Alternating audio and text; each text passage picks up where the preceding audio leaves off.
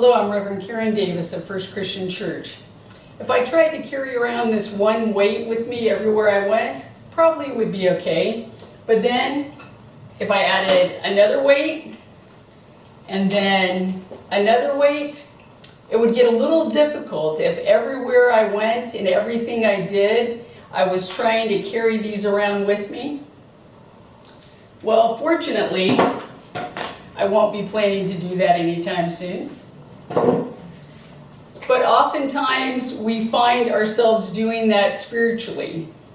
We're carrying with us the burdens of our anger, our hatred, and pretty soon, like those weights, it could pull us down, drag us down, and we ourselves are the victims of our anger and hatred, not those upon whom we're projecting it.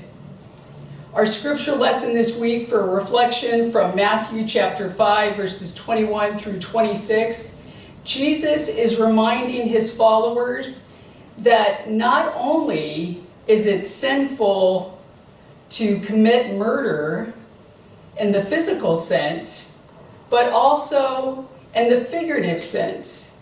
If we are saying those things, projecting those feelings upon another, that our anger and hatred by murdering someone with our words is just as harmful and destructive as if we did it in the physical sense.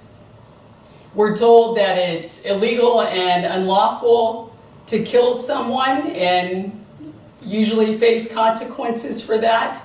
Jesus is reminding his followers that they, as followers of Christ, will suffer consequences for that which we project upon another with our anger and our hatred.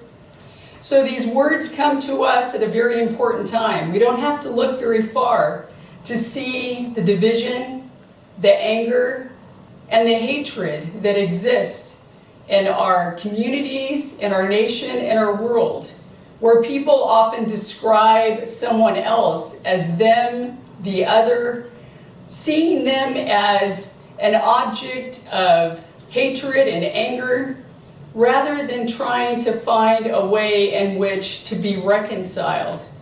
We are challenged by this scripture to find ways to seek forgiveness for ourselves, those times in which we have hated or killed someone with our thoughts and our words, and we are to find ways in which we can forgive others who've inflicted harm upon us.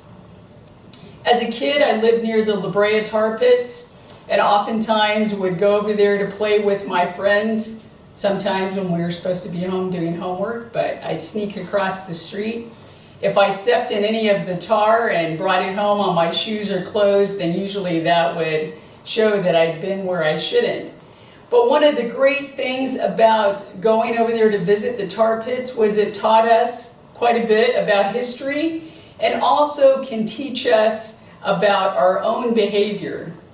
See, they would have displays where the big woolly mammoth or the saber-toothed tiger had gotten stuck in that tar. Maybe they were going into the tar to go after an object of prey. Maybe they were going because they thought indeed it was water and not tar. But oftentimes it was because they were trying to get something for themselves or inflict pain on another. And in doing that, they themselves got stuck in the tar and became trapped. We can find ourselves getting stuck and trapped by our feelings of anger and hatred. You might say, well, Jesus got angry. Remember when he was in the temple and was angry with the money changers, or another time that he spoke about this or that?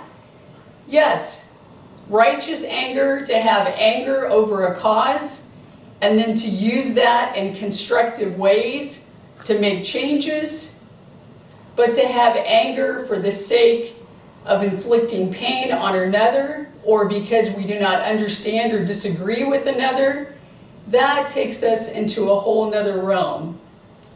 And we are encouraged, in fact, we are mandated to find ways to reconcile ourselves with God and with one another. So I encourage you to reflect upon that this week. Who do you need to forgive? And who perhaps do you need to be forgiven by? Because God freely offers God's grace and forgiveness, may we find ways to extend that to one another.